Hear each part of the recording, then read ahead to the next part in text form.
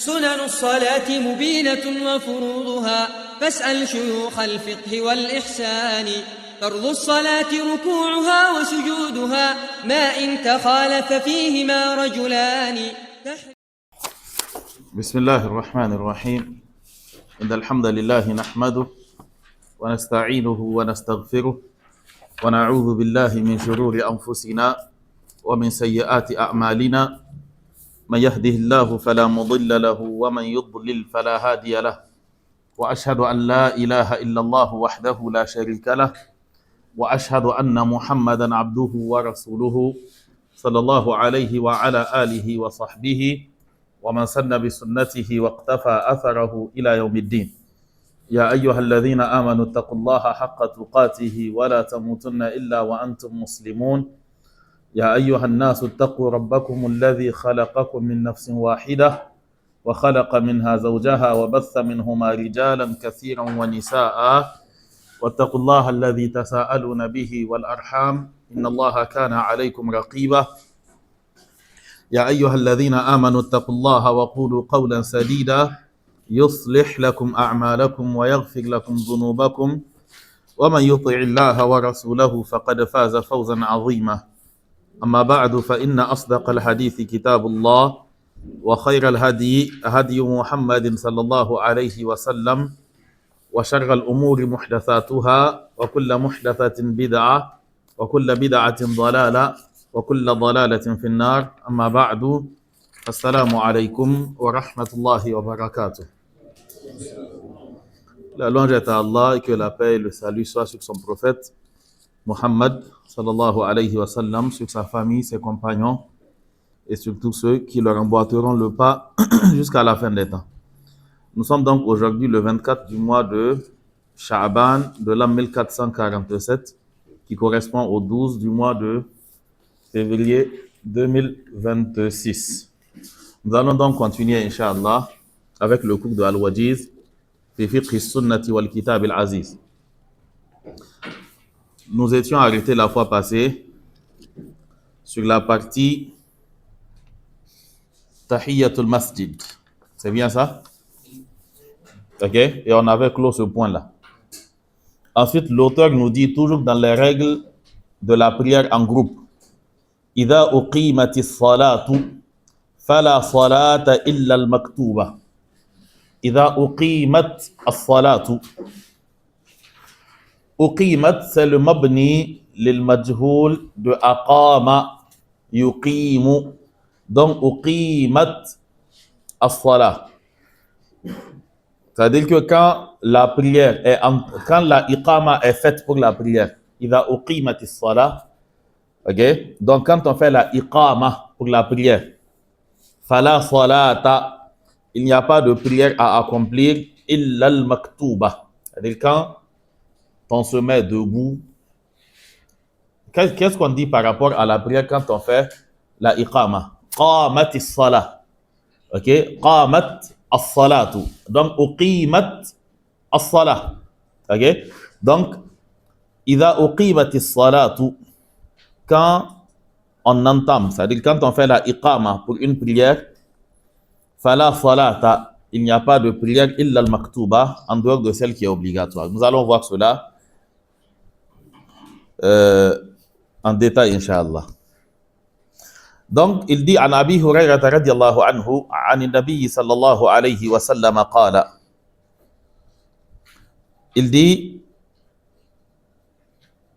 d'après Abu Hurayrata radiyallahu anhu, le prophète sallallahu alayhi wa sallam a dit, Idha uqimatis salatu, quand on fait la iqama pour la prière, fala salata, il n'y a aucune prière illa al-maktuba, en dehors de la prière maktuba, la prière obligatoire. Ok?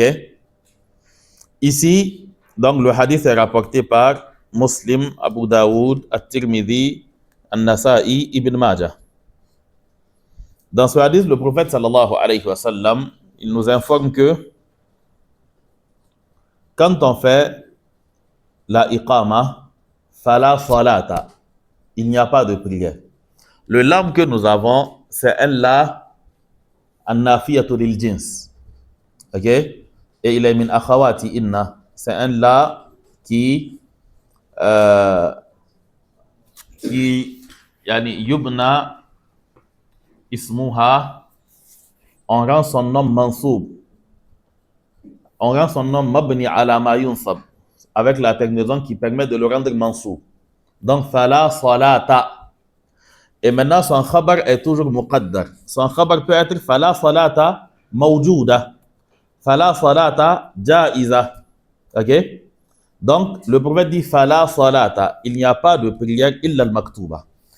Ici la question se pose à deux niveaux. Premièrement, idha uqimatis salah.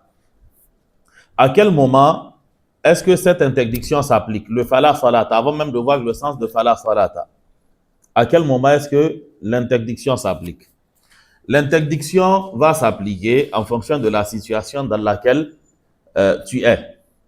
Fala salata, c'est lui qui n'a pas encore fait de takbir. Il ne fera pas de takbir une fois que la iqama est faite. Ok? Donc, il ne pourra pas entamer de prière. Maintenant, c'est lui qui a entamé la prière et qui est au début de sa prière et on entame, on se met debout pour la seconde prière, pour la prière obligatoire. Lui, il doit interrompre sa prière.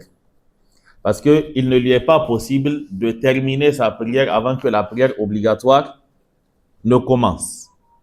Maintenant, c'est lui qui est à la fin de sa prière. On ne va pas préciser quelle partie précisément, mais c'est lui qui est à la fin de sa prière et qui peut terminer sa prière avant que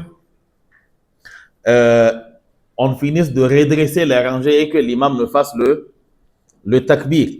Ok? Donc, c'est lui qui est à la fin de sa prière qui peut rapidement la terminer, alors pour lui, il est possible de continuer. Ok? Donc, fala salata, c'est lui qui n'a pas commencé, ne va pas commencer. Fala salata, c'est lui qui l'a entamé, qui ne pourra pas la terminer, il doit l'interrompre. Ok? Maintenant, c'est lui qui est à la fin, qui peut peut-être la terminer avant qu'on finisse la iqama ou avant qu'on finisse de redresser les rangées, alors que cette personne termine sa prière. On ne va pas préciser à quel moment exactement, parce que les gens ne prient pas de la même manière. Ok, je ne dis pas qu'il y a plusieurs manières de prier, mais naturellement, les gens ne sont pas, c'est-à-dire, ne posent pas les actes à la même vitesse. Certaines personnes sont de nature lente, c'est-à-dire dans la prière ou hors de la prière, dans tous les cas, il est lent. Peut-être qu'au niveau du parler aussi, il est lent. Donc, la vitesse à laquelle lui, il finira les azkar et autres, ce n'est pas à cette même vitesse que l'autre finira. Donc, pendant qu'un est debout, l'autre a fait la deuxième prosternation. Il se pourrait que celui qui est encore debout lance la salam avant celui qui a fait la deuxième prosternation. Et tout dépend aussi des mosquées. Vous avez des mosquées où avant même que le muezzin ne finisse la iqama, l'imam est déjà face à la qibla. C'est-à-dire qu'il attend seulement le silence de l'autre pour faire le takbir. Il n'y a pas une question de redresser les rangées, donner des consignes. Il est déjà prêt à engager la prière. Il y a des mosquées où on prendra tout le temps nécessaire pour équilibrer donc les rangées et peut-être même que l'imam, quand il remarque que certaines personnes sont à la fin de leur deuxième rakat, c'est-à-dire qu'il traîne un peu le temps de redresser les rangées pour leur permettre de terminer. Donc tout dépendra de l'état dans laquelle la situation a trouvé la personne. Maintenant, comment est-ce qu'on sort de la prière? On sort de la prière par l'intention. Ok? On sort de la prière par l'intention. Il n'y a pas de salam qu'on puisse lancer étant debout. Ok? La salam, on la lance quand on est à la fin de sa prière. Ok? Autrement, on sort de la prière tout simplement par l'intention. Tu prends l'intention, tu sors. Ok? Tu n'as pas besoin d'un acte précis pour sortir de la prière. Naam. Ok? Donc, Malik ibn Buhayna, أن رسول الله صلى الله عليه وسلم رأى رجلا وقد أقيمت الصلاة يصلي ركعتين. Le prophète sallallahu alayhi wa sallam a vu un homme وقد أقيمت الصلاة أي يصلي ركعتين وقد أقيمت الصلاة. وقد أقيمت الصلاة c'est une جملة حالية. Okay? Donc, le prophète sallallahu alayhi wa sallam, il a vu un homme yusalli raka'atayni, en train d'accomplir 2 rakats, wa qad uqimatis salah, alors que la iqama a été faite pour la prière. Falamma ansarafa Rasulullah sallallahu alayhi wa sallam, quand le prophète sallallahu alayhi wa sallam a fini donc la prière, insarafa ici c'est insarafa min as-salah. Quand le prophète sallallahu alayhi wa sallam est sorti donc de la prière, la fabihin nasu, les gens donc l'ont entouré, c'est-à-dire que les gens se sont mis autour de lui. Wa qala lahu Rasulullah sallallahu alayhi wa sallam, et le prophète sallallahu alayhi wa sallam a dit à cet homme-là, as-subha arba'an, as-subha arba'an, est-ce que la prière de subh est en 4 rakats? C'est-à-dire qu'on a fait la iqama, tu faisais 2. Alors qu'après la prière, après la iqama, il n'y a que 2. Ok? Il n'y a pas de prière autorisée après la iqama de Fajr. Donc, on fait la iqama, tu continues à prier. Donc, tu fais 2 après la iqama et ensuite tu fais 2 après nous. Alors que c'est la iqama de subh qui a été faite. Et donc, aucune prière ne doit s'accomplir en dehors de la prière pour laquelle la iqama a été faite. Si c'était une autre prière de 4 rakats, Zuhr, Asr, Isha, c'est comme si la question aurait été, est-ce que la prière de Zuhr est devenue 6 rakats? Ok? Et ainsi de suite, quoi. Donc, ici, quand cela nous montre que le prophète sallallahu alayhi wa sallam l'a blâmé parce qu'on a fait la iqama et lui, il continuait de prier. Ok? Non. Le hadith est rapporté par Imam al-Bukhari et Muslim. Non. Hein? Ok, j'ai déjà répondu à ça, voilà. Ok, donc on sort de la prière avec l'intention. On n'a pas besoin de lancer la salam, quoi. Non. Ok? Fadilatu idraki takbiratil ihram. Fadilatu idraki takbiratil ihrami ma'al imam. Non. Qu'est-ce qui montre que ce n'est pas as-subha? Qu'est-ce qui montre que ce n'est pas? As-subha. Le tirage par l'allongement de A. au cas où il n'y a pas de... D'abord, tu vas répondre à l'interrogation. Maintenant, il te faut un ism istifham quelque part. Ou un harf istifham. Sinon, tu n'aurais pas d'interrogation. Ou bien? Ok? Quant au fait de le lire avec nasbu, il y a plusieurs dabt, quoi. Ok? As-subha arba'an, c'est-à-dire as-sallayta as-subha arba'an. Ok? Donc, il y a un taqdir, parce que pour rien, le subh ne deviendra mansoub sans raison. Ok? Il faut forcément qu'il y ait un taqdir pour qu'il soit mansoub. Quant au ism istifham, en fait, vous avez déjà les questions et nous savons que le prophète sallallahu alayhi wa sallam, il était en train de poser, c'était une question, ok? Mais ici, c'est pas un istifham dans le sens de tu réponds, ok? C'est un istifham qui est inkari. C'est-à-dire que c'est une interrogation dans le sens de la réprimande, quoi. C'est-à-dire on lui pose la question dans le sens de le conseiller. La prière de Soubh est devenue 4 rakats. Ok? Donc, c'est pas pour qu'il réponde à la question. Non. Fadilatu idraki takbiratil ihrami ma'al imam. Fadilatu, le mérite, la valeur, idraki, du fait d'avoir takbiratil ihrami, le premier takbir ma'al imam, avec imam. Idrak, c'est le masdar de quel verbe? Adraka. Ok? Adraka yudriku idrak. Al-idraku, c'est le fait d'avoir une chose, le fait de rattraper une chose, le fait de croiser une chose. Ok? Hatta idha adrakahu al-gharaq. Adrakahu. Ok? Donc, adraka salata, dans le sens de il a trouvé la prière. Donc, idraku, c'est le fait d'avoir, dans le sens du temps.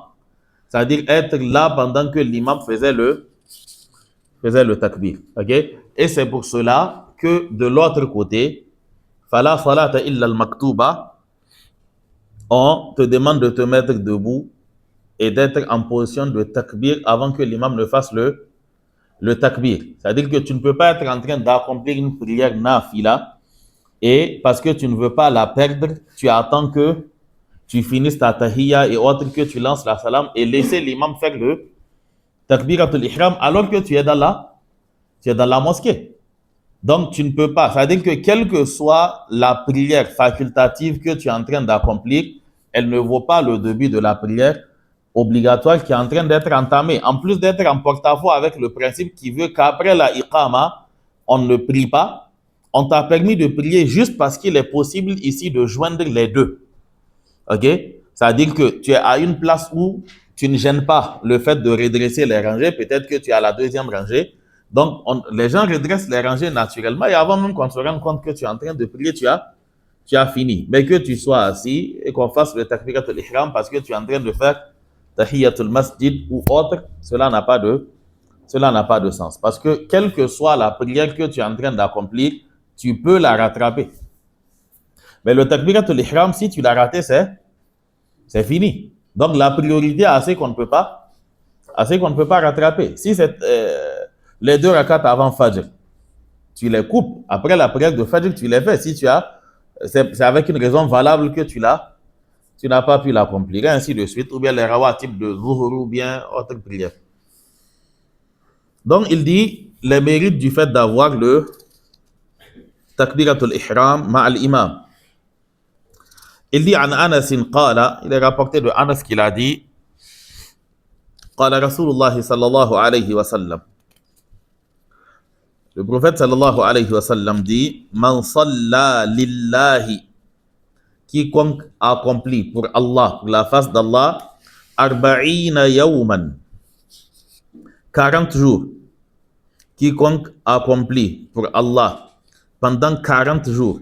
Arba'ina ici, il est quoi? Il est?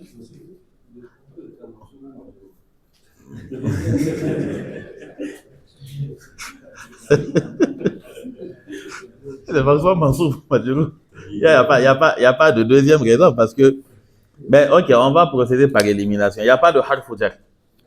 On est d'accord? Il n'y a pas de mudaf. Ok, il est Mansour. Maintenant, il est Mansour pourquoi? Arba'in, tamyiz. Pourquoi il sera tamyiz? Il ne peut pas être maf'oulun bihi. On ne peut pas prier 40 jours. Maf'oulun fihi. Ok? Donc, c'est un maf'oulun fihi. Ici, c'est un zarf. Le arba'ina, c'est adadun naba anil zarfi. C'est un nombre qui a remplacé le zarf qui est yawman. Parce que je dis salla lillahi yawman. Salla lillahi yawmayni. Salla lillahi thalathata ayyam. Thalathata a pris le nasb de yawm, donc il devient son naïb, le naïb du zarf. Donc, salla lillahi arba'ina yawman. Donc, ce qui fait qu'on traduira par il a accompli pour Allah pendant 40 jours. Ok? Donc, c'est la réponse à la question Mata. Donc, il a accompli pour Allah pendant 40 jours fi jama'atin, en groupe. Yudriku takbirat al-ula. Et il accomplit cette prière en groupe en ayant le premier takbir. C'est lui qui fait cela. Le jawab, c'est quoi? Le man, il est shartiya ici. Man salla lillahi arba'ina yawman fi jama'atin yudriku takbirat al-ula. Le jawab, kutiba lahu bara'atani. Ok? On lui accordera deux garanties. Ok? 2 garanties. C'est-à-dire 2 assurances, quoi. Ou bien 2 acquittements, 2 non-lieux. Appelez ça comme vous voulez pour dire que on va attester pour lui qu'il est exempt de ces 2 choses-là. Ok? Ok? Qu'il est exempt de ces 2 choses-là. Bara'atum minan nari. Il est sauvé du feu. C'est-à-dire, il est exempt du châtiment de l'enfer. Wa bara'atum minan nifaqi. Et il est aussi lavé de tout soupçon d'hypocrisie. Ok? S'il maintient 40 jours, ça fait 200 prières. C'est ça? 40 jours. Ok? Donc, si la personne arrive à faire cela pendant 40 jours d'affilée, bien sûr, pas. Non, tu n'allais pas me poser la question si c'est dispersé ou pas, c'est forcément d'affilée. Hein? Si c'est pas d'affilée, je pense qu'on a déjà 40 prières où on a été. Hein? Ok? Parce qu'on n'a pas dit 40 prières. On a dit prier pendant 40 jours. Donc, c'est les 5 jours de chaque heure. Voilà. D'affilée, pas dispersé. Ok? Donc, pas 40 jours. Hein. Et pas 40 prières, mais plutôt 40 jours. Le hadith est Hassan, il est rapporté par At-Tirmidhi. Ok? Non. La solution pour avoir ça, c'est. Non, on devient le muezzin. Hein? C'est-à-dire que les muezzins et les imams font partie de ceux qui ont cette possibilité facilement. Ok? Non. Donc, il dit, ça c'est pour celui qui a eu le takbiratul ihram. Ok? Il est venu à temps, il a eu le takbiratul ihram. Maintenant, la question qui se pose, est celui qui vient, malgré le fait qu'il ait fait ses efforts et tout, il vient trouver que la prière est terminée. Et lui, quelle sera sa récompense? Si, par exemple, il avait, comment on dit ça? Il avait fait de son mieux. Ok? Le fait qu'il soit en retard, c'est pas de sa faute. Donc, il dit, Man ja'a wa qad faragha al-imam. C'est lui qui arrive à la mosquée alors que l'imam a terminé. Ok? Qu'est-ce qu'on dit de cette personne-là? An Sa'id ibn al-Musayyab, là c'est le dabt qui est correct, ibn al-Musayyab au lieu de ibn al-Musayyib. Ok? An Sa'id ibn al-Musayyab, il est rapporté de Sa'id ibn al-Musayyab, qala, qu'il a dit, il fait partie des grands tabi'in. Ok? On l'appelle Sayyid al-Tabi'in carrément. Hadara rajulan min al-Ansari. Sa'id ibn al-Musayyab, il dit, Hadara rajulan min al-Ansari al-Maut. La mort se présenta à un homme d'entre les Ansar. Al-Maut est le fa'il ici. Ok? Hadara al-Maut rajulan min al-Ansari. Donc, Hadara rajulan min al-Ansari al-Maut. La mort se présenta à un homme d'entre les Ansar, faqala. Et il a dit à Sa'id ibn al-Musayyab, Inni muhaddithuka hadithan. Je vais te rapporter un hadith. Je vais te citer un hadith. Ma uhaddithukumuhu illa ihtisaban. Ok? Je vais vous citer un hadith et je ne vous le cite qu'en espérant la récompense auprès d'Allah subhanahu wa ta'ala. Il dit, Sami'tu Rasulallah sallallahu alayhi wa sallam yaqulu. J'ai entendu le messager d'Allah dire, Idha tawadda'a ahadukum. Quand l'un d'entre vous fait ses ablutions, fa ahsana al-wudu'a. Et il fait correctement ses ablutions. Thumma kharaja ila as-salati. Et ensuite, il sort pour aller à la mosquée. Ça, c'est le shart. Ok? Idha tawadda'a ahadukum fa ahsana al-wudu'a thumma kharaja ila as-salah. Le jawab, lam yarfa' qadamahu al-yumna illa kataba Allahu lahu hasanatan. Il ne lève pas son pied droit sans qu'Allah ne lui écrive hasanatan, une bonne action. C'est de là que le dabt de l'autre hadith, en khuta, al-khutwa ou al-khatwa, c'est de là que ça vient. Parce que ici, clairement, on dit lam yarfa' qadamahu. C'est-à-dire là, on ne parle pas de la distance entre les deux pas, mais on parle même du pas, le pied qu'il pose, le pied qu'il lève, quoi. Ok? Donc, il dit, c'est où ça, lam yarfa' qadamahu al-yumna. Il ne lève pas son pied droit, illa kataba Allahu lahu hasanatan. Sans qu'Allah ne lui écrive une bonne action. وَلَمْ يَضَعْ قَدَمَهُ الْيُسْرَى et il ne pose pas son pied gauche إِلَّا حَطَّ اللَّهُ عَنْهُ سَيِّئَةً sans qu'Allah ne lui efface un péché. Ok? Donc, c'est de là qu'ils disent, par exemple, quand tu as le pied droit et le pied gauche, là, le fait d'avoir les deux pas là, c'est ce qui fait, c'est ce qui renforce le dhabt de l'autre hadith, disant que quand le prophète sallallahu alayhi wa sallam dit, il ne fait pas un pas sans qu'on ne lui efface un péché, qu'on ne lui écrive une bonne action. Ok? Donc, ils disent que c'est les deux pas. Ok? Naam. Allahu alam. Il dit, lam yada' qadamahu al-yumna. Il ne pose pas le pied gauche, illa hatta Allahu anhu sayyi'atan, sans qu'Allah ne lui efface un péché.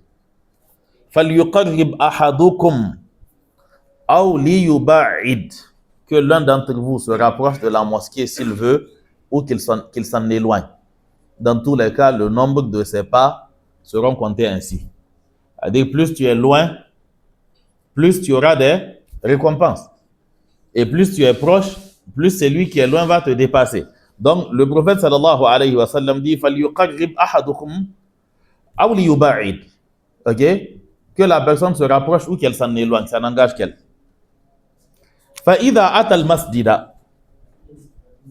Ok? فَإِنْ أَتَى الْمَسْجِدَ. S'il vient à la mosquée, فَصَلَّى فِي جَمَاعَةٍ, et qu'il prie en groupe, غُفِرَ لَهُ, on lui pardonne ses péchés. فَإِنْ أَتَى الْمَسْجِدَ. S'il vient à la mosquée, وَقَدْ صَلُّوا بَعْضًا. وَقَدْ صَلَّوْا بَعْضًا, ou bien j'ai dit quelque chose? Hein? Ah, j'ai dit صَلُّوا, ok. Là, c'est le amr. Donc, فَإِنْ أَتَى الْمَسْجِدَ. S'il arrive à la mosquée, وَقَدْ صَلَّوْا بَعْضًا, alors qu'ils ont accompli une partie de la prière, وَبَقِيَ بَعْضٌ, et une partie reste. Dans le وَقَدْ صَلُّوا بَعْضًا, le fa'il, c'est le waw al-jama'a. Donc, an-nasu qad sallu ba'dan, et le maf'ulun bihi ba'd. وَقَدْ وَبَقِيَ بَعْضٌ, c'est le ba'dun qui est le fa'il.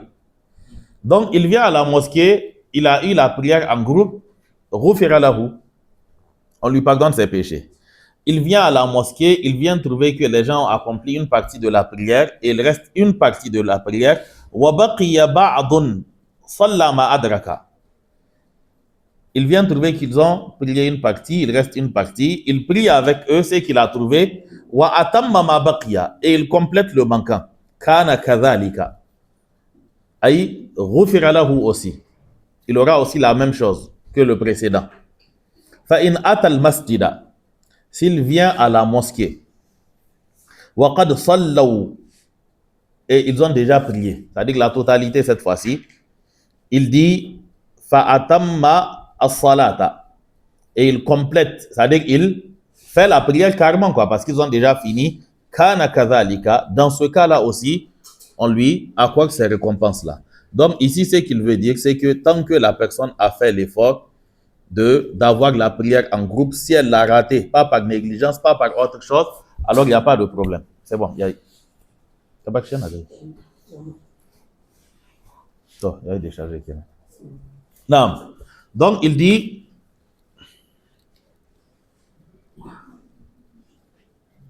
comment vous avez fait la chose?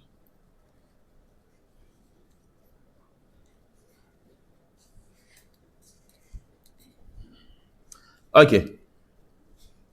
Il dit,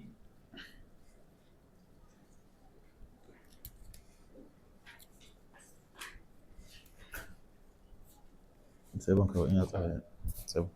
Donc, il dit que dans tous les cas, la personne a ses récompenses. Tu viens, c'est-à-dire que tu as fait tes ablutions à la mosquée, tu as bien fait tes ablutions, tu marches pour chaque pas, tu as telle récompense. Tu viens trouver la prière en groupe, tu pries, غُفِرَ لَهُ. Tu viens trouver une partie, tu complètes, غُفِرَ لَهُ. Tu n'as rien trouvé, غُفِرَ لَهُ.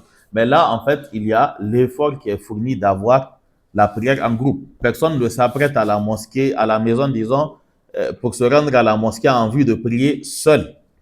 Donc, si la personne a réellement l'intention d'avoir la prière en groupe et que quelque chose l'a empêché. Okay? Peut-être qu'il s'est réveillé en retard malgré ses précautions. Peut-être que sur le chemin, il y a eu un imprévu. Peut-être que la prière a été avancée à son insu. Okay? Souvent, on change l'heure de la prière. Tu ne sais pas, tu arrives, tu viens trouver que les gens ont déjà prié. Okay? Il y a tous ces cas-là qui peuvent se présenter. Le prophète sallallahu alayhi wa sallam, il nous dit que dans tous les cas, kana kadhalika, il sera comme celui qui aura trouvé toute la prière. Le hadith est rapporté par Abu Daoud.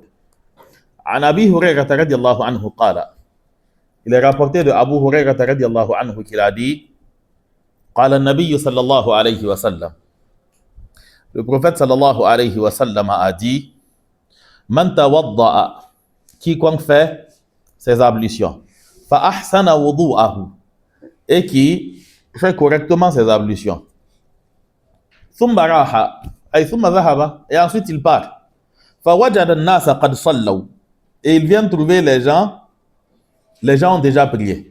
Ok? Il vient trouver que les gens ont déjà prié. Fa wajada an-nasa qad sallaw, il vient trouver que les gens ont déjà prié. A'tahu Allahu mithla ajri man sallaha wa hadaraha. A'tahu Allahu, Allah lui accordera mithla ajri, l'équivalent de la récompense man sallaha, de celui qui l'a accompli, wa hadaraha, et qui l'a accompli en groupe, qui a pris part à cela. Ok? Donc, c'est lui qui fait ses ablutions, il va à la mosquée, il vient trouver que les gens ont fini de prier, alors il a l'équivalent de la récompense de celui qui a prié qui a accompli cette prière et a pris part à celle qui a été faite en groupe. Il dit la yanqusu dhalika min ujurihim shay'a, et cela ne va en rien diminuer la récompense de ceux qui l'ont fait en groupe. C'est-à-dire que ils peuvent pas se plaindre, mais pourquoi nous qui avions eu la prière en groupe, on nous donne tout et puis lui aussi on lui donne tout? C'est pas d'important, on a pris pour lui donner. Ok? Donc là, yanqusu dhalika min ujurihim shay'a, cela ne retranche rien à leur récompense. Maintenant, une petite précision. Vous savez bien que les réalités ne sont pas les mêmes. Au temps du prophète sallallahu alayhi wa sallam, vous n'aviez pas des éléments tels que les montres. Donc facilement, on peut perdre la prière. C'est-à-dire que c'est par estimation. Tu estimes, vu que hier ils ont fait l'adhan de Zuhur, quand l'ombre de cet arbre avait atteint cette pierre-là, donc peut-être qu'aujourd'hui ça sera la même chose. Donc tu estimes, tu vas, tu trouves qu'on a fini de prier. Ce qui est différent de nous, nos réalités aujourd'hui. C'est-à-dire qu'il y a une certaine organisation dans les mosquées et nous avons des indicateurs du temps qui sont là. Okay? Le haut-parleur te permet d'entendre l'adhan, la montre te permet de savoir exactement à quelle heure est-ce qu'on prie, quoi. Donc, ce qui fait que certaines excuses qu'ils avaient en leur temps, ces excuses-là, nous ne les avons pas forcément. Et donc, par conséquent, il ne faudrait pas que donc, il faut comprendre que ce n'est pas pour dire que je peux être négligent comme je veux, dans tous les cas, j'ai ma récompense, quoi. Eux, ils avaient des excuses. Mais nous n'avons pas toutes ces excuses-là. On peut se retrouver dans des situations où on a ces excuses. Ok? On a changé l'heure, tu n'as pas su. Tu es arrivé dans un quartier, tu as supposé, vu certains indices, qu'il prie à telle heure, alors qu'il prie avant cela. Ok? Et c'est qui ressemble à cela. Non. Maintenant, il dit ad-dukhulu ma'al imami ala ayyi halin kana. Le fait de rejoindre l'imam dans la prière, quelle que soit la situation dans laquelle l'imam est. Vous voyez, avant, quand tu arrives à la mosquée, quand les gens sont en train de prier, c'est que c'est-à-dire que tu t'accroupis et puis tu attends. Et personne ne sait pourquoi on fait ça, mais on s'accroupit. Il y avait des automatismes avant, personne ne sait pourquoi faire ça. Donc tu viens, les gens sont en train de prier. C'est-à-dire au lieu de tout faire pour avoir, même si c'est le takbir avant qu'il ne lance la salam, c'est-à-dire que tu t'accroupis, tu attends. Pour voir si c'est une deuxième rakat ou une quatrième rakat, ok, il va lancer la salam ou bien qu'est-ce qui va se passer. Alors que si tu lances la salam avec lui, au moins tu es dispensé de faire la iqama. Quand tu vas pas faire de iqama, quand tu te mettras debout pour lire la Fatiha, il n'y aura pas de dua ou l'istiftah. Ok? Parce que le masbouk, dans ce genre de situation, il n'y a pas de dua ou l'istiftah. Tu as fait le takbir, tu es parti le rejoindre en sujoud ou bien en, comment on appelle ça, en ruku, en sujoud, en tahiyya ou autre. Vous vous mettez debout, c'est directement la basmala qui va commencer. Ok? Donc, dans tous les cas, on rentre, on rejoint l'imam, quelle que soit la situation. C'est aussi une erreur quand on arrive à la mosquée en groupe de se dire que bon, nous allons observer, voir. S'il a déjà fini, nous allons faire pour nous. Ok? Ce sont des choses qui ne se font pas. Si c'est la récompense de la prière en groupe que vous cherchez, vous les avez déjà. On a vu le hadith de Saïd ibn al-Musayyib qu'il a rapporté du Ansari et celui de Abu Huraira. Si c'est cette récompense-là, vous avez déjà cette récompense. Faites le takbir et si c'est déjà la fin, ce n'est pas un problème, vous complétez. Ok? Non. Donc, il dit rejoindre l'imam, quelle que soit la situation dans laquelle il se trouve. عن علي بن أبي طالب ومعاذ بن جبل. Donc, il est rapporté de Ali ibn Abi Talib, de Mu'adh ibn Jabal, qu'ils ont dit, قال رسول الله صلى الله عليه وسلم, que le prophète sallallahu alayhi wa sallam a dit, إذا أتى أحدكم الصلاة, quand l'un d'entre vous se rend à la mosquée pour la prière, والإمام على حال, et qu'il trouve que l'imam est dans une posture, فليصنع كما يصنع الإمام, alors qu'il fasse comme c'est que fait l'imam. Ok? Le hadith est rapporté par Imam al-Tirmidhi. Il y a d'autres hadiths, il va les citer à d'autres occasions, ok? Notamment le hadith où le prophète sallallahu alayhi wa sallam précise, vous me rejoignez quelle que soit la posture dans laquelle vous allez me retrouver. Et maintenant, ne prenez pas en compte la rakat dans le cas où c'est après le ruku. Ok? Mais rejoignez-moi quelle que soit la posture. Si c'est avant qu'on se relève du ruku, vous comptez la rakat. Si c'est après qu'on se soit relevé du ruku, vous ne comptez pas la rakat. Ok? Il va peut-être citer ça plus loin. Maintenant, il dit Mata yu'taddu bir-rak'ati. Quand est-ce qu'on compte la rakat? Quand est-ce qu'on compte la rakat? Quand est-ce qu'on considère que la personne a eu une rakat et donc il n'aura pas à la compléter après la salam? An Abi Hurayrah radiyallahu anhu, c'est le hadith dont on parlait. An Abi Hurayrah radiyallahu anhu qala Rasulullah sallallahu alayhi wa sallam. Il est rapporté de Abu Hurayrah que le prophète sallallahu alayhi wa sallam a dit, Idha ji'tum ila salati, quand vous venez à la prière, wa nahnu sujudun, ok, alors que nous sommes en sujud. Idha ji'tum ila salati wa nahnu sujudun. Ici, le sujud, il est aussi bien masdar que le jam'u de sajid. Ok? C'est comme le hadith, baynama nahnu julusun. Même si dans certaines nusakh, c'est baynama nahnu inda rasulillah sans le julus. Ok? Donc, nahnu julusun. Nahnu sujudun. Donc, idha ji'tum ila salati wa nahnu sujudun, quand vous venez à la mosquée, alors que nous sommes en ruku, fasjudu, alors prosternez-vous. Hein? J'ai dit nous sommes en sujud, ou bien j'ai dit quoi? En ruku. Vous avez vu sujud, non?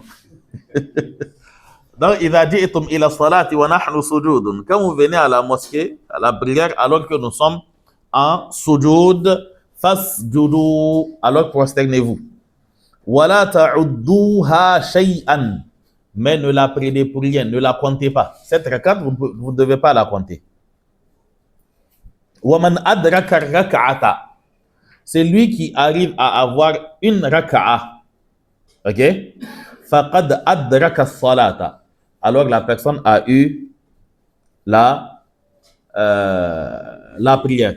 Ok? C'est lui qui a une rakat d'une prière, la personne a eu toute la prière. C'est lui qui a un ruku d'une rakat, la personne a eu la rakat. Ok? Il y a d'autres hadiths qui sont dans ce sens-là, comme nous allons le voir. Et les savants disent que même au cas où il n'y a pas d'autres hadiths, le prophète sallallahu alayhi wa sallam, il a cité comme élément parce que dans tous les cas, vous avez 3 postures emblématiques dans la prière.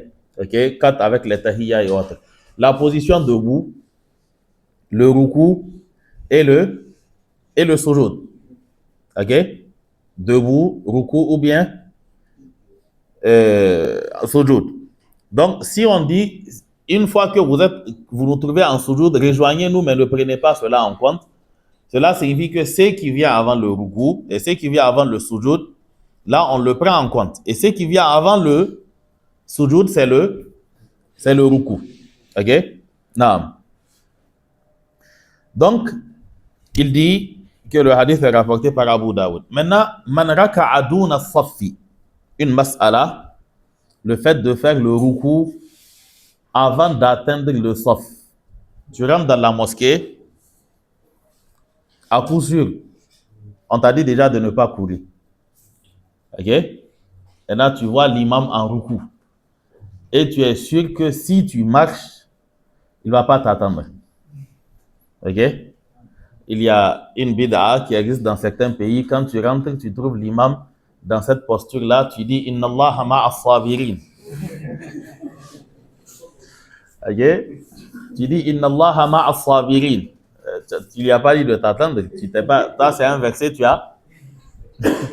C'est un verset, tu as lu. Donc, lui aussi, il comprend que quelqu'un est en train de lui dire de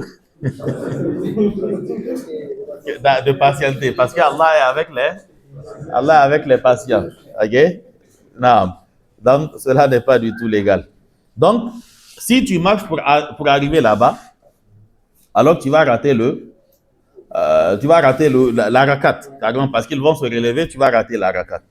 Maintenant, comment est-ce qu'on fait? Est-ce qu'on a le droit de faire le ruku avant? C'est-à-dire faire le ruku et ensuite, quand on va se relever, marcher pour aller le rejoindre ou bien marcher pendant le ruku. On va voir cela. Il nous dit en Abi Bakrata annahu intaha ila an-nabiy sallallahu alayhi wa sallam wa huwa raki'un. Il dit Abu Bakrata, différent de Abu Bakr. En Abi Bakrata, il est rapporté de Abu Bakrata annahu intaha, qu'il est arrivé. Intaha ay wasala. Intaha ila an-nabiy sallallahu alayhi wa sallam. Il est arrivé chez le prophète sallallahu alayhi wa sallam. Dans la mosquée, il est arrivé wa huwa raki'un. Alors que le prophète était en ruku.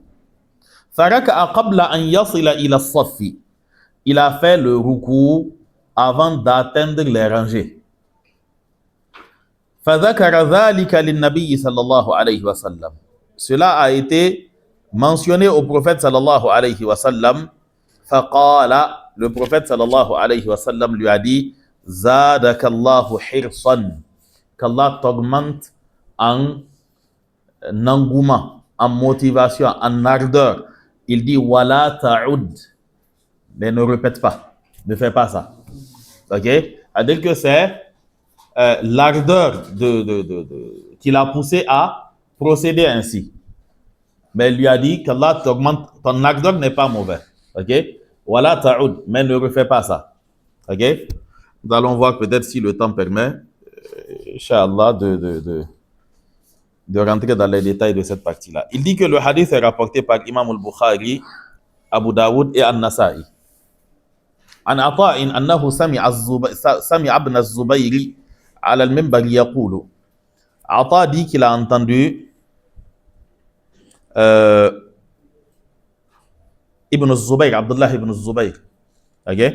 Donc Ata ibn Abi Rabah, il dit qu'il a entendu Abdullah ibn az-Zubayr, donc le fils de Az-Zubayr ibn Awam, il dit qu'il l'a entendu ala al-minbari, il dit qu'il l'a entendu sur le minbar yaqulu, en train de dire idha dakhala ahadukum al-masjida, quand l'un d'entre vous rentre dans la mosquée, wan nasu ruku'un, alors que les gens sont en ruku, falyarka, qu'il se prosterne, il a trouvé les gens en ruku, qu'il fasse le ruku, hatta yadkhula, c'est-à-dire afin qu'il les rejoigne, hatta yadkhula fi salah, donc afin qu'il rentre dans la prière, thumma yadibba raki'an, et ensuite qu'il se déplace étant en ruku, hatta yadkhula fi saf, jusqu'à ce qu'il rejoigne la rangée. فَإِنَّ ذَلِكَ السُّنَّةُ, c'est cela la sunna.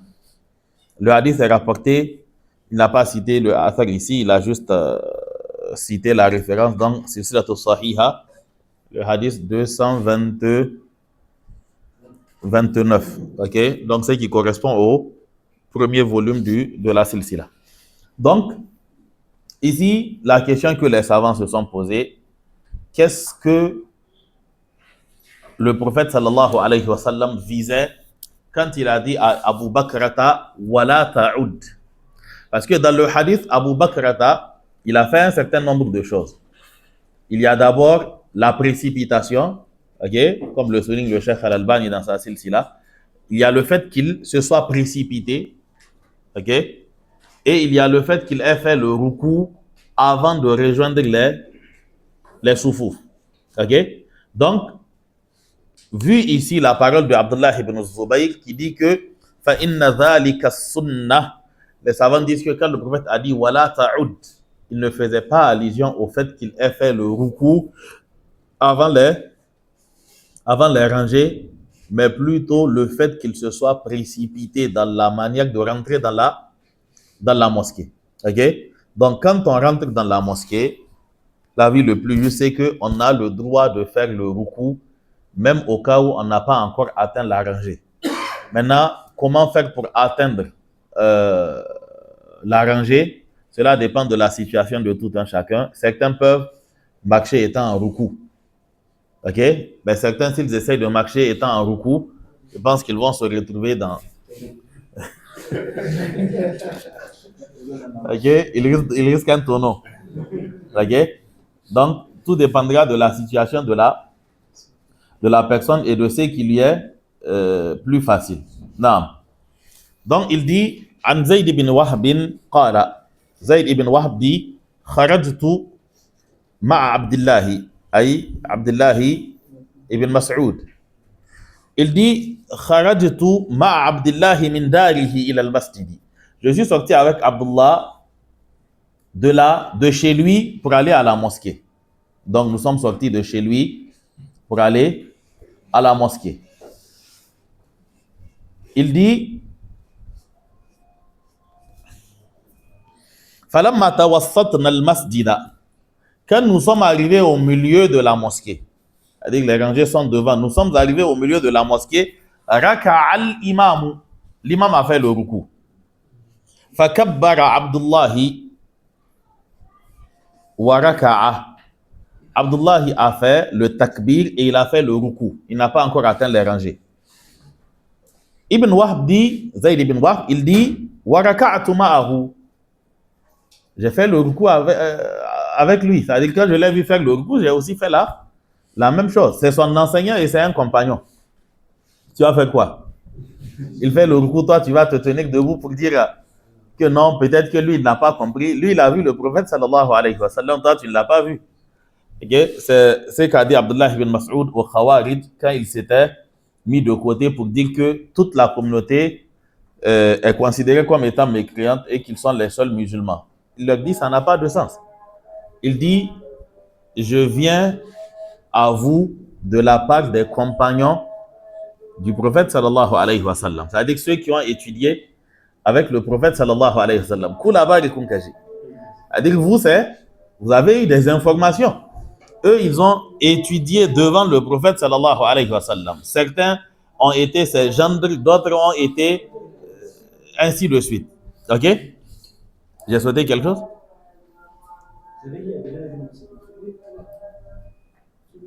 Non, Ibn Abbas, j'ai dit. Ou bien j'ai dit quoi? Ah, ok, c'est un lapsus. Abdullah ibn... J'ai failli dire Masoud encore. Abdullah ibn Abbas. C'est-à-dire quand Abdullah ibn Abbas est parti voir les Khawarij, il leur dit que je viens à vous de la part ou bien de chez les compagnons du prophète sallallahu alayhi wa sallam. Pour leur dire que je viens de chez ceux qui ont vu le prophète sallallahu alayhi wa sallam, qui ont étudié devant lui. Donc, les tabi'in, ceux d'entre eux qui étaient dans les cervelles fonctionnaient correctement, c'est-à-dire ils ne, comment on dit ça? il ne joue pas au ping-pong avec les compagnons du prophète sallallahu alayhi wa sallam. Le compagnon dit c'est la sunna. Tu vas dire quoi? Ok? Donc ici, Abdullah ibn Mas'ud, il a fait le ruku. Il dit wa raka'atu ma'ahu. J'ai fait le ruku avec lui. Il dit thumma mashayna. Ensuite, nous avons marché hatta intahayna ila as-saffi. Et ensuite, nous avons marché jusqu'à atteindre le saf, jusqu'à atteindre la rangée. Ok? Nous avons fait cela hina rafa al-qawmu ru'usahum, au moment où les gens ont relevé leur tête. Ok? Vous voyez que dans le hadith d'Abdullah ibn Zubayr, il dit de marcher étant en ruku. Abdullah ibn Mas'ud, lui, il dit, Zayd ibn Wahb, il dit qu'ils ont marché quand ils se sont redressés. Ok? Non. Donc, cela montre qu'à ce niveau, c'est assez relax à chacun de voir ce qu'il y est plus facile. Donc, ثم مشينا حتى انتهينا إلى الصف حين رفع القوم رؤوسهم فلما قضى الإمام الصلاة. Quand l'imam acheva donc la prière, قمت, je me suis mis debout, وأنا أرى أني لم أدرك. Je me suis mis debout parce que j'avais jugé que je n'avais pas eu la rakat. Ay anni lam udrik ar-raka'a. Je me suis mis debout. Wa ana ara. Et ma situation, c'est que je pensais n'avoir pas eu la rakat. Fa akhadha Abdullah biyadi. Et Abdullah me saisit par la main. Wa ajlasani. Et il me fit asseoir. Thumma qala. Et ensuite il m'a dit innaka qad adrakta. Et il m'a dit tu as eu la rakat. Ok? Le hadith est rapporté par Al-Bayhaqi. Donc, concernant cette mas'ala-là, la parole du prophète sallallahu alayhi wa sallam, wala ta'ud, ne fait pas allusion à une interdiction de faire le ruku dans cette situation, mais ce qui est interdit, c'est le fait de courir, ok, pour faire cela. Autrement, c'est à propos de Abdullah ibn Zubayr qui dit que fa'inna dhalika sunnah, et aussi l'attitude de Abdullah ibn Mas'ud montre clairement que cela est correct. Le hadith d'Abdullah ibn Zubayr, il est rapporté par At-Tabarani dans son document Al-Awsat et d'autres qui l'ont rapporté. Ok? Non. Dans le cas où le projet est noir, est-ce que la personne va se mettre en position de réflexion? Reprends s'il te plaît. Dans le cas où, parce qu'il y a des mosquées comme à Moussoutan, rangées peut-être à 60 mètres de la porte. Et là, dans ce cas, la personne va comment? Tu as fait le ruku. Position de personnage. Tu vas marcher jusqu'à atteindre la rangée là-bas. Dans la position. Tu as un ruku, tu marches, il se relève. Continue. Tu continues, tu t'arrêtes, tu fais le sujoud. Bon, en sujoud, tu vas pas continuer. Okay, en sujoud, c'est pas évident que ça marche pas. Parce que le problème avec le rythme malikite, ils disent que pour marcher dans la en fait, oui, parce que al-harakat, quand c'est trop, pas seulement chez les malikites, ok, ça annule la prière. Mais ici, c'est une haraka qui a un argument. Ok? C'est-à-dire que nous avons vu par exemple haml al-sabi, le fait de prendre un enfant, le fait de faire quelques pas pour ouvrir une porte, le fait de marcher pour combler un vide qu'il y a dans une rangée. Ok? Lil maslaha. Donc tout ce qui est fait lil maslahati as-salah est valable. Et même ce qui est fait pour une maslaha qui n'est pas dans la prière. Ok? Mais c'est un petit acte qui ne nuit pas. Comme par exemple, s'écarter pour que quelqu'un passe, ok, afin que la personne ne passe pas devant nous, ou bien faire un signe de la main à quelqu'un qui est en danger, ou répondre à la salam dans la prière. Ok, répondre à la salam, la personne lance la salam. Je pense qu'on a vu ça dans ma yubahu fi salah. Ok, non. Question par rapport à cela. Le Cheikh Al-Albani, dans sa silsila, le volume 1, au niveau donc du hadith qu'il a cité, le hadith 229 et le hadith 230. Au hadith 229, il a cité le asar de Abdullah ibn Mas'ud et de Abdullah ibn Zubayr qui dit فَإِنَّ ذَلِكَ السُّنَّةِ, cela est la sunna. Donc, il a cité le hadith là-bas. Le hadith est rapporté par At-Tabarani et d'autres. Et ensuite, au hadith 230, il a cité le hadith de Abu Bakrata, Zadakallahu hirsan. Qu'Allah t'augmente en motivation, wala ta'ud, mais n'augmente pas.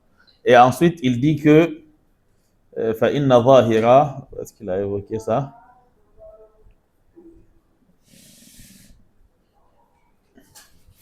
Il dit que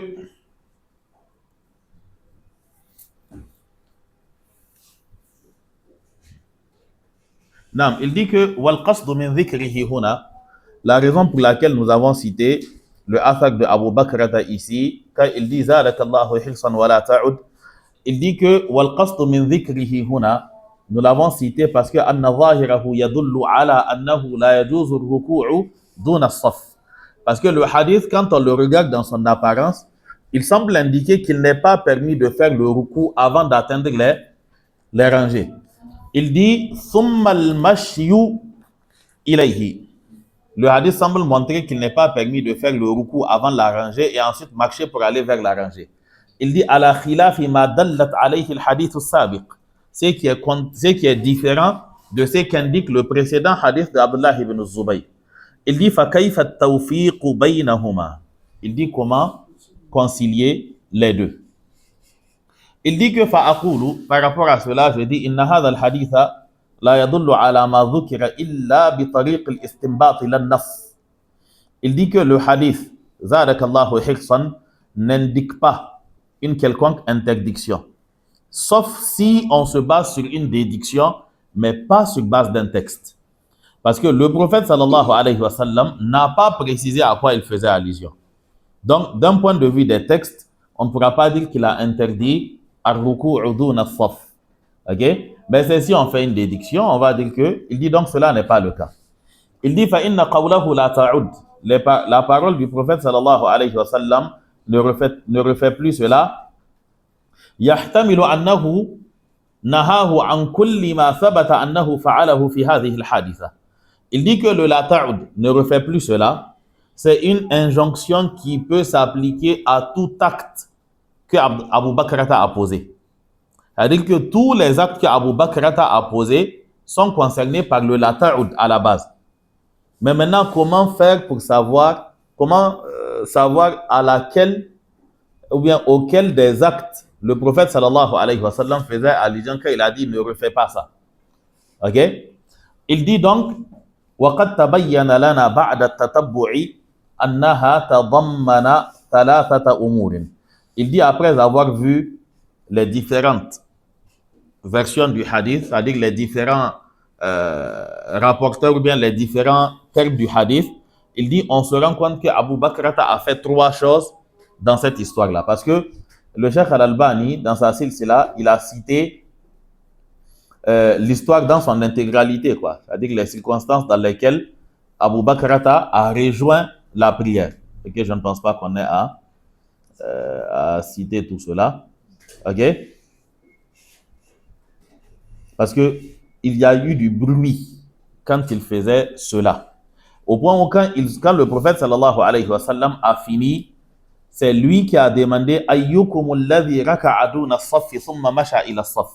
Cela montre qu'il y a eu de la précipitation à l'arrière. Okay? Dans tous les cas, le Cheikh Al-Albani dit qu'Abu Bakrata a fait trois choses ce jour-là quand le prophète lui a dit wala ta'ud.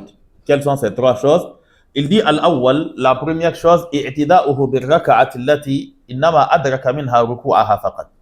Le fait qu'il ait pris en compte la rakat dont il n'a eu que le ruku. Ok? Parce que c'est ce qui est rapporté dans le hadith. Maintenant, al-thani, la deuxième chose qu'il a faite, isra'uhu fil mashyi. Il s'est précipité dans la marche. Kama fi riwayatin li Ahmad. Comme cela a été rapporté dans une version de Ahmad, min tariqin akhar, min tariqin ukhra, tariq peut être mu'annath, min tariqin ukhra an Abi Bakrata annahu ja'a wa an-nabiyyu sallallahu alayhi wa sallam raki'un fa sami'a an-nabiyyu Sawta na'li Abi Bakrata. Ok? Le prophète a entendu les bruits des chaussures de Abu Bakrata. Il n'a pas su que c'était Abu Bakrata forcément, parce qu'après il a demandé Ayyukum alladhi fa'ala kaza wa kaza. Qui a fait telle chose? Donc il y a eu du bruit à l'arrière. Et le prophète sallallahu alayhi wa sallam, quand il a fini la prière, dans cette version de Ahmad, il a demandé Manissa'i, qui a couru. Sa'a, c'est se presser dans la marche. Ok? Donc, il dit donc, premièrement, Abu Bakr, il a pris en compte la rakat. Deuxièmement, il a couru, il s'est précipité dans la prière. Et la troisième chose, ruku'uhu duna saffi, thumma mashyuhu ilayhi. La troisième chose qu'il a faite, c'est le fait d'avoir fait le ruku avant la rangée et ensuite de rejoindre la rangée. Il dit que وَإِذَا تَبَيَّنَ لَنَا مَا سَبَقَ فَهَلْ قَوْلُهُ لَا تَعُدْ نَهْيٌ عَنْ هَذِهِ الْأُمُورِ الثَّلَاثَةِ جَمِيعِهَا أَوْ عَنْ بَعْضِهَا ذَلِكَ مَا أُرِيدُ الْبَحْثَ فِيهِ وَتَحْقِيقَ الْكَلَامِ عَلَيْهِ فَأَقُولُ. Allez chercher ça pour moi, je ne vais pas lire tout ça. Ok? Donc pour résumer, quand on joint les différentes versions du hadith, on comprend que ça ne se résume pas à la seule chose citée dans le hadith. Ok? Il y a eu de la précipitation. Et donc, quand le prophète sallallahu alayhi wa sallam a dit la ta'ud, il ne parlait pas de ceux dont la conformité a été confirmée par le hadith d'Abdullah ibn Zubayr et de Abdullah ibn Mas'ud. Ibn Zubayr, il dit que fa inna dhalika sunnah. Ok? Ce qui est plus large que le fait de dire fa inna dhalika mina sunnah. Ok? Fa inna dhalika sunnah. Cela, le alif lam, c'est-à-dire ici, il a un pouvoir de istighraq. C'est-à-dire qu'il englobe tout. C'est cela la sunnah. C'est encore plus fort que cela fait partie de la sunnah. C'est comme pour dire qu'il n'y a pas d'autre manière de faire. C'est ça la sunnah. Alors que quand on dit cela fait partie de la sunnah, autre chose aussi pourrait faire partie. Ok? C'est pas pour dire qu'il n'est pas légal, bien sûr, de marcher pour aller retrouver les rangées, mais c'est pour dire que qawlu sahabi, dans ce genre de situation-là, lahu hukmu raf'i. Un compagnon ne va pas dire que cela fait partie de la sunna alors que c'est lui qui est en train de trancher. Donc, la parole zadakallahu hiksan wa la ta'ud interdisait le fait de se précipiter. Et le Cheikh Al-Albani, il a cité d'autres propos, il est assez long de citer cela. Ok? Il a analysé point par point en disant que le premier des points, qui est le fait de prendre en compte la rakat, il dit que c'est pas cela qui a été interdit. Ok? Il dit la deuxième chose, la deuxième chose qui est le fait de se précipiter, il n'y a aucun doute sur le fait que cela a été clairement interdit. Il dit c'est là où il y a lieu de chercher, de réfléchir. وذلك لأن ظاهر رواية أبي داود هذه أيكم الذي ركع دون الصف ثم مشى إلى الصف مع قوله له لا تعد يدل بإطلاقه على أنه قد jusqu'à la fin. Ok? Non, c'est assez long, ça s'étale sur plusieurs pages. Ok? Je pense que dans tous les cas, on a résumé ce qui est voulu à ce niveau-là. Non. Oui? Ça, j'ai pas bien compris la réponse revenir à la question sur la distance. C'est-à-dire, est-ce qu'il y a une certaine distance à laquelle si la personne fait sa prière est complètement annulée ou bien... Où sa prière est complètement annulée? Là, ce n'est pas de cela qu'on parlait. C'est-à-dire que la question qu'il a posée, c'est dans le cas où la mosquée, elle est, comment on va dire ça? Elle est assez vaste. Okay? Donc, tu es dans la mosquée, ce qui te permet de faire cela. Mais le problème, c'est que l'imam c'est-à-dire que les rangées sont encore loin, quoi. Ok? Maintenant, comment tu vas faire pour rattraper les rangées là? Ok? Nous n'avons pas de hadith établissant une distance ou une restriction Ce qu'on sait, c'est que la condition, tu es dans la mosquée, l'imam a fait le ruku. Ok? Si tu le fais, là, tu avances pas. Là où tu ne peux plus avancer, tu attends. Un jour, tu atteindras dans tous les cas. Tu vas arriver là-bas, quoi. Ok? On ne pourra pas interdire l'application de la règle pour cette raison-là. Mais sachez que, hormis cette situation, il est interdit de prier hors des rangées. Ok? C'est lui qui prie hors des rangées sans raison valable. C'est-à-dire que tu es à l'arrière, la rangée de devant n'est pas remplie. C'est pas aussi une question de... il n'y a pas de raison valable, quoi. Tu pries seul alors que tu n'as pas de prière. Ok? Il va évoquer ça plus loin, je pense bien. Ok? Madame? Oui, c'est-à-dire le sujoud a sa contrainte qui est là, parce que le sujoud, tout ce qui pourra te permettre d'avancer, on a dit qu'il faut que ça soit collé au sol. C'est-à-dire que tu vas pas traîner le front et le nez. Ça fait autre chose, quoi. Donc, forcément, pendant le sujoud, tu ne pourras pas avancer. Pendant la pause entre les deux sujouds aussi, c'est pas possible. Donc, tu attendras forcément d'être debout, quoi. Ok? Voilà, le hadith. Quand vous trouvez les gens sur le bout, Ah, forcément. Non, c'est pas immédiat. Dans le hadith de Zayd ibn Wahab, il a clairement dit Fakabbara Abdullah wa raka'a. Abdullah fit le takbir et il fait le ruku. Donc il a fait Allahu Akbar et ensuite il a fait le ruku. Le takbiratul ihram, ça si on n'a pas fait ça, c'est pas une question de rakat, c'est toute la prière qui est partie en vain. Donc on fait tout conformément. C'est-à-dire que tu viens, tu es là, tu fais ton takbiratul ihram et ensuite tu vas faire ton ruku.